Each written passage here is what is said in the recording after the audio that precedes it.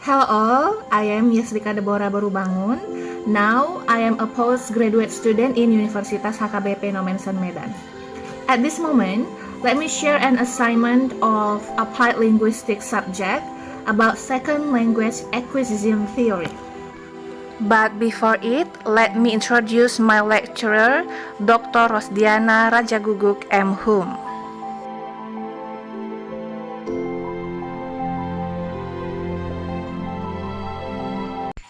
Second language acquisition, or SLA, sometimes called second language learning, is the process by which people learn a second language. L2 here means the second language, any language learned after learning the L1, regardless of whether it is the second, third, fourth, or fifth language.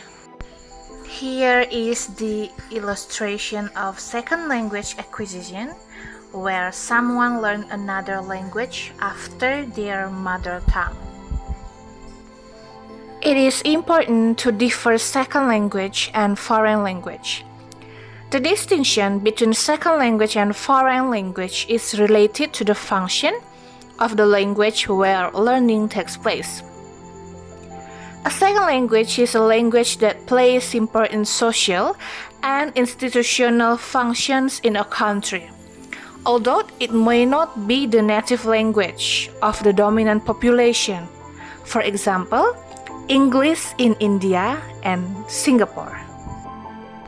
A foreign language, on the other hand, is a language that is not the native language of the majority of the population, nor is it widely used as a medium of communication in the country. Instead, it is only used for speaking to foreigners or for reading written materials. It is usually learned as a subject in school. A typical example is the learning of English by an Indonesian speaker in Indonesia. Here are two experts in second language acquisition. The first is Ephraim Noam Chomsky. Chomsky believed that language is innate. We are born with a capacity for language. And the second one is Stephen Krashen. According to Krashen, L2 acquisition is a subconscious process of incidentally picking up of a language, as children do when becoming proficient in their first language. In second language acquisition theory, the roles of teachers and students are crucial and complementary. The following contents explain the roles of each in the context of SLA theory. Let's see the teacher's role first. The first teacher's role is facilitator of learning. Means teachers act as facilitators who create a conducive learning environment. They provide resources, activities, and opportunities that allow students to practice and use the target language. And the second role of teacher is provider of input. It means teachers provide meaningful and comprehensible language input to students. This input should be slightly above the student's level of competence so that students can understand and learn new aspects of the language. Next is a feedback giver. It means teachers provide constructive feedback to students on their language use. This feedback helps students to improve their mistakes and develop their language skills. The fourth is as a motivator. Teachers should be able to motivate students to continue learning and practicing the second language. The next is as a role model. Teachers serve as models of correct language use. They demonstrate the appropriate use of grammar, vocabulary, and pronunciation in various communication contexts. Now let's move to the student's role. The first is as active participants. Students should be active participants in the learning process. This means that they should actively engage in discussions, exercises, and activities designed to develop their language skills. The second role of students is as a receiver of input. It means students receive language input from teachers, learning materials, and other learning environments. Next is as practitioner. Students should actively practice using the language in various contexts. This practice encompasses speaking, listening, reading, and writing in the target language. Next, error maker and corrector. Students should understand that making mistakes is a natural part of the learning process. They should learn from those mistakes through feedback provided by teachers and peers. And the fifth role is self-motivator. Students should possess intrinsic motivation to learn and master a second language. They should be capable of setting their own learning goals. In SLA theory, interaction between teachers and students is crucial. Various strategies can be employed to support the second language acquisition process. Here are some strategies. The first strategy is comprehensible input.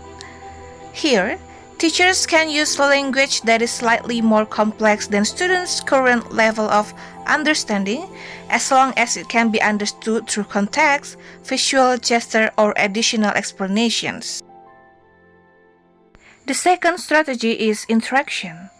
Here, the teachers engage students in authentic and meaningful conversations, both with the teacher and with their peers. Activities such as group discussions, role plays, and language games can be employed. The third strategy is feedback. Here, the teacher provides constructive and specific feedback on students' language. The next strategy is structured practice. Here, the teacher providing focused practice on specific aspects of language, such as grammar, vocabulary, or pronunciations, aims to strengthen understanding and skills. The next strategy is communicative practice. This strategy encourages students to employ strategies such as problem-solving techniques, effective note-taking, and independent practice. The next is learning strategies. This strategy pushes students to use strategy like the usage of notes, exercise independently, or self-study. Next strategy is task-based language teaching. It employs relevant and meaningful tasks that necessitate the use of the target language for completion, such as conducting interviews and delivering presentations. Next is contextual learning. This strategy connects learning materials to students' real-life situations or to content relevant to their interests and needs. The next is affective factors. This strategy fosters a supportive and positive learning environment and employing techniques that alleviate anxiety and boost students' motivation. The next is metacognitive strategies. This strategy equips students with the skills to plan, monitor, and evaluate their own learning, and encouraging the use of regular learning journals or reflective practices. Here are the benefits of studying second language acquisition theory for public. First, can build meaningful relationships with other people. Second, can develop your career in an interesting and new direction. Third, can improve memory and multitasking skills. Fourth, can increase self-confidence when communicating with other people.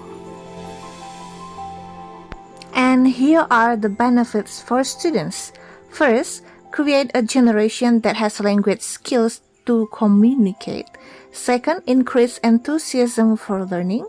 Third, increase self-confidence. And the fourth, it's easier to gain insight.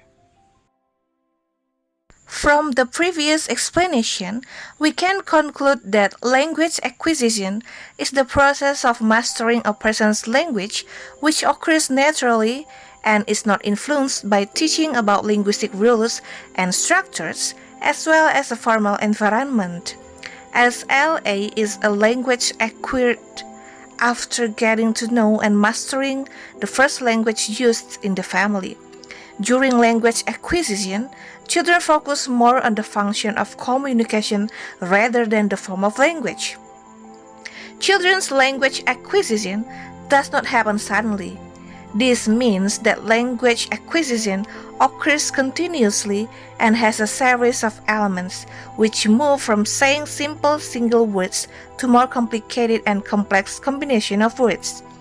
The term acquisition is different from learning, which is a process carried out at a formal level. Thus, the process of children learning to master their mother tongue is acquisition, while the process of adults generally learning in class is learning. That's all about second language acquisition theory that I can share. Thank you and see you in the next video. Bye.